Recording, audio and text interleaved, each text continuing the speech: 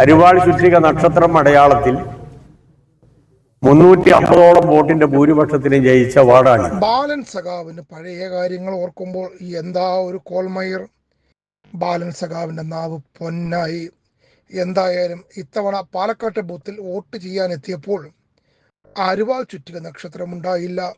കാരണം CPM സ്ഥാനാർത്ഥിയില്ലെന്ന്.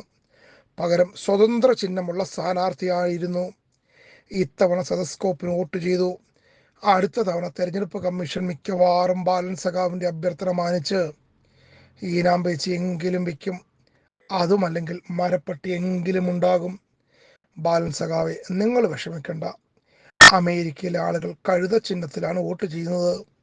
നിങ്ങൾ അത്രയൊന്നും പറഞ്ഞില്ലല്ലോ എന്നും പറഞ്ഞുകൊണ്ട് ഇനി അടുത്ത തവണ അതൊന്നും പറയല്ലേ. ഇത്തവണ സെതസ്കോപ്പ് എന്ന് പറയാൻ പോലും പലരും പാടുപെടുന്നുണ്ട്. അതുകൊണ്ട് പുതിയ ചിഹ്നങ്ങളൊന്നും സഖാവ് തെരഞ്ഞെടുപ്പിന് സംഭാവന ചെയ്യരുത്.